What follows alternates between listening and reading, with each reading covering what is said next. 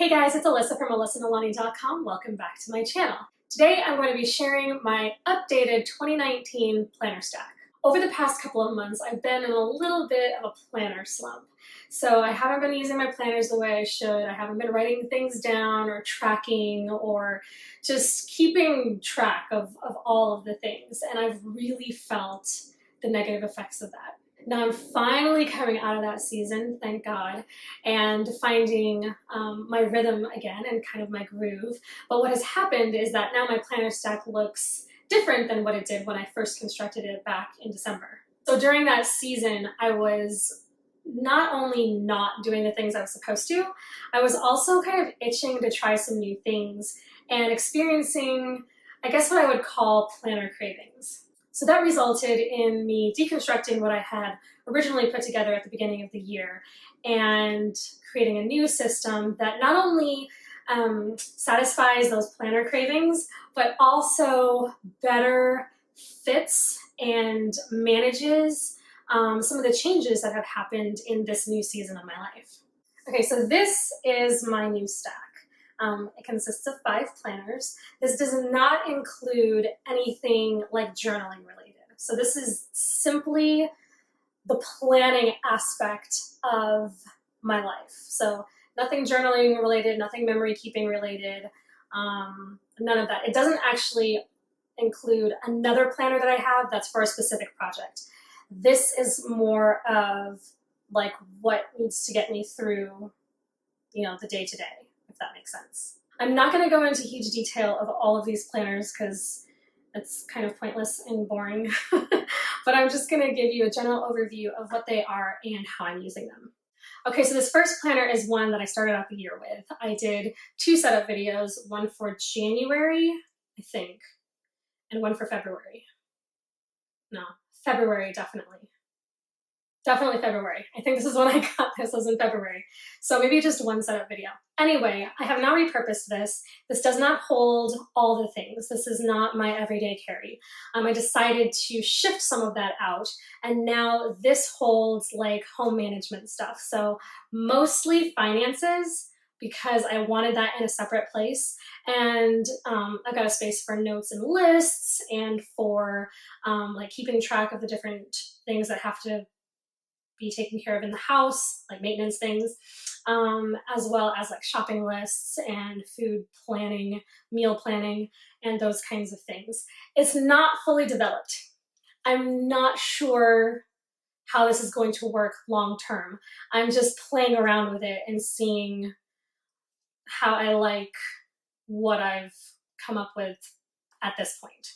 So it's not going to stay this way, I'm pretty sure, but it's definitely still in its developmental stages. This next planner is one that I've done a video on. It's the newest addition to my stack, and it's the Wordsworth Planner. I use this solely for content calendar purposes. I have struggled in the past with a blog planner and like YouTube content planner, and so I'm trying something different. This has a monthly spread and then weeklies. And so I'm using them both to plot out when I want to post on both the channel and the blog. I also like it because it's bound. I can't add and remove pages. It is what it is. And I'll have a track record of how I'm doing with like consistency and keeping track of the bits and pieces that go into posting content. I don't know if that makes sense, but I wanted it all in one place because I've tried different things before, but never in a bound book. And so I thought that I would give it a shot, deal with the fact that in a bound book, I can't add and remove, which is kind of a deal for me in certain things, in certain planning things. So it'll serve as a good record all in one space. I don't have to archive anything. It's all here. It'll give me a good look at how the year went when it comes to the blog and the channel. Next is what I consider my workhorse, my everyday carry. I decided I wanted to try going the bullet journal route again. I've done bullet journaling in the past, but the thing I struggle with in bullet journaling is being in a bound book. because it's supposed to house all of the things and your schedule and your dailies and your collections. I just struggle with it being in a bound book and it being, oh, how do I put this? Like, as you go, if that makes sense. So you can't subdivide it, or it's not meant to be subdivided. You can, but it's not meant to be subdivided. And you write the next page as the next page comes, and then you'll have like different collections mixed in with your monthlies, weeklies, and dailies, or whatever calendar type that you choose. And that just bothers me. I can't do that in my head. So I like the meat and potatoes of the bullet journal. I like the different aspects of it, but I needed it to be in something else. So I decided to put it in discs. And this is actually the planner that I will be opening up on my desk so that you can see how I've constructed it. It is heavily collections organized. It's organized based on collections, if that makes sense, because I like things divided. I like things subdivided. That's one of the reasons why I use multiple planners, because I like things in its own space. It's just a tick of my brain. So anyway, this is my everyday carry. We're gonna see how it goes long term, but so far I'm enjoying the way that I had it set up. Next is a planner that I have shown here on the channel several times. This is my beloved A5 Filofax Malden in purple. I still really love this planner, but it's not as much of a workhorse as I initially intended to be when I first got it. This is going to work in conjunction with my Wordsworth Planner. So the Wordsworth Planner is specifically for my content calendar. This is everything else related to my channel and my blog. So all of the behind the scenes stuff that has to happen, all of the planning, all of the notes, all of the project pieces, all of the things that I have to keep track of goes in here. This isn't even as chunky as I think it needs to be. There's a lot more information that I need to put in here. A lot of things that I don't even think that I know I need to keep track of. But as time goes by, I feel like this is going to get pretty hefty. And so I put it in here because it can handle the chunk and because it's got a lot of equity on the page. It's got nice big page space or possibility. Because I can use half sheet if I want to, but I can properly use a good A5 size. So, A5 size sheet of paper. Anyway, you know what I'm trying to say. So this is going to handle good chunk. It has space to grow, and I feel like long term, this should work pretty well for me. Last but not least is a planner that I've had my eye on for some time, but didn't think was gonna work for me. But while in my planner slump and while I was like itching to try new things and craving things, I made kind of an impulse buy. I don't do this terribly often. Yeah, I don't do it terribly often. I had to think about that for a second, be honest with myself. But anyway, made a bit of an impulse buy and got myself a passion planner. So I've seen the passion planner kind of in my periphery and thought, oh, it's kind of nice. I like the concept, whatever. I never thought I would try vertical again. I started out my planner journey with an Erin Condren back when I think she only had vertical at the time. And I never thought I would do that again. And I never thought that I would do time blocks. I had it in one of my inserts in my personal earlier this year, and I kind of was a bit whatever about it. It didn't quite capture me. But when I was looking at this, I realized that one of the things, and I hate to admit it, but one of the things that I struggle with and need to like seriously address in my planner system is time management. I know it's not like, that's not revolutionary, or it's not just a problem of mine. I know a lot of people struggle with that, but I needed to be real about it and figure out how I was going to better handle it. Now, since I have had a bunch of change, the year doesn't look the same as it did when I started out, I thought, let me just try it. Let me just try it. I'm probably not going to do a tour of this anytime soon because I'm still acclimating myself. But if you've never seen inside a passion planner, you have, it's a Sunday start, and then you have your days vertically, and it starts at 6 o'clock in the morning and ends at 10:30 at night. And then you have space for a work list and a personal list, and then you have what they call the space of infinite possibility. So you can write all kinds of notes here. And it's well set up. And then you have your months at the beginning. You've got some dot grid and blank spaces at blank pages at the end, and you also have space to do monthly and I believe quarterly reviews. So it's well set up, it's well thought out. I like it a lot. The challenge isn't going to be with a planner. The challenge is going to be with my consistency. And I think I might have addressed this in my bad planning habits video, which is linked below if you haven't seen it. Bad planning habits, in my opinion, are just the planner version of bad habits that we just have in our life.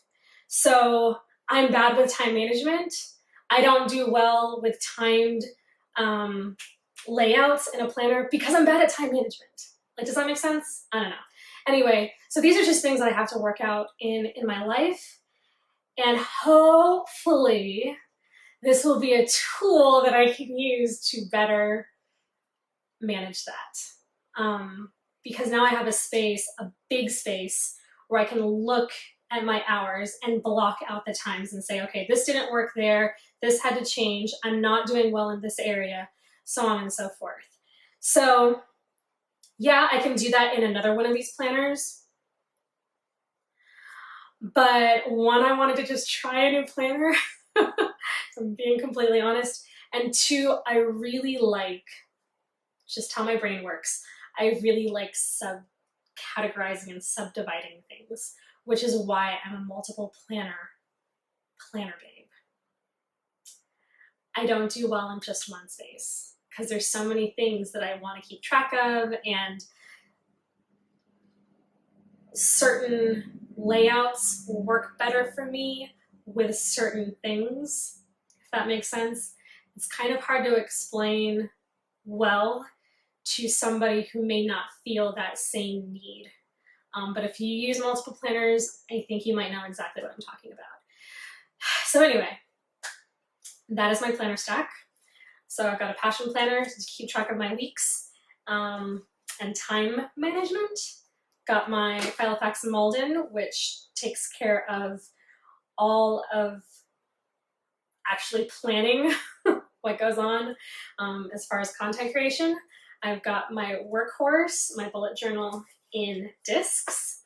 I've got my Wordsworth Planner, which is my content calendar. Let me just say, because you might be wondering, why not just put your content calendar in your blog and YouTube planner? I've tried. I've tried so many times.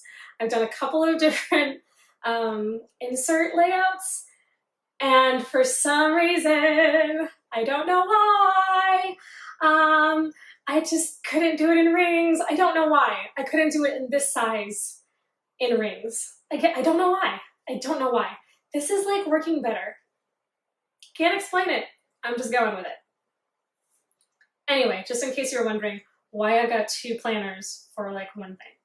That's just why. Just, yeah. Anyway, okay. And then I've got my Filofax personal size, which I'm using for like home management tasks, but it's still under construction. Okay, so in closing, I want to say two things. First, I have a question. If you are a multiple planner babe, let me know in the comments. Let me know that you understand the struggle and I'm not alone. Because I don't think that I'm strange when it comes to this. I just think that sometimes it can be a little hard to, because I get asked, like, why do you use so many planners? And it's a multifaceted answer. And part of it is just because that's how my brain ticks. And part of it is because I just like exploring like different planners. Part of it is because this is not just fulfilling a functional need, but it's also part hobby as well. So that's some of it. So I know I'm not unique. Maybe all of us are weird. All of us who struggle with this are weird, but we're not unique. So anyway, let me know if you are a multiple planner babe, and maybe even tell me how many planners you have and what you use them for. I'd be interested. Maybe there's a planner that I need to add to my stack. Who knows? Secondly, I wanted to say that I'm going to try to verbalize this as best I can. When it comes to changing my planner stack, when it comes to trying new things, I'm not necessarily looking for planner peace. I think I've spoken to this before, and I don't know that my opinion has changed, but I don't know that planner peace, it's not that I don't think it's a thing, because there are definitely women who have a system, and you can take that system and move it around in different books and different setups and layouts, but you still have a system. And I think that's important. I think that I just enjoy experimenting. Does that mean a lack of planner peace? I don't know. So I guess what I'm trying to say is that if you think that I need to just like calm it down and like find what works, don't worry about it, because that's not what I'm looking for right now. I'm just enjoying trying new stuff. But at the same time, I also think because planning does need to fulfill a functional purpose, while even in an age of or in a season of experimenting, do know what you're tracking. Do know what you're trying to get done. Do know that you can't let all of the cool stuff, all of the accessories and whatever, you can't let those things detract from what you're trying to get done. Anyway, I just wanted to say, I wanted you to know that I'm not out here just like flailing and looking for planner peace. I know exactly what kind of season I'm in, and it's a season of experimenting as I am transitioning into another phase of my life. So I just like the process. I like the journey. I like being able to switch in and out of things. I like trying new stuff, and I'm content in that. And I think that planner contentment is what I seek, not what we term as planner peace. Like, I found the planner. I know I'm going to use this for, long term. That's not really what I look for. Contentment in my planner season or in my planner setup right now, that's what I look for. And then when I feel an itch to do something different, I'll do something different. As long as I'm content and not like, oh my gosh, I have to have the thing. I have to have that. I have to have that. Do I walk through the craft store and go, oh man, that's really cool. I really want that. Yeah. But then I think, no, Alyssa, you've already got something that you're either experimenting with or that you know works for you. So anyway, I just wanted to get that off my chest. Sorry if I was rambling. All right, so enough rambling. I'm going to put an end to this video. If you have any questions about any of the planners that I've shown, you know where to leave them. You'll find all the links to all of the things in the description, including videos that I've mentioned and products that I've mentioned as well. I do have a 30% off coupon for the Wordsworth Planner. If you are interested in checking it out, you'll find that there as well. I hope you enjoyed this video. Have a great rest of your week, and I will talk to you all later. Thanks so much for watching. Bye.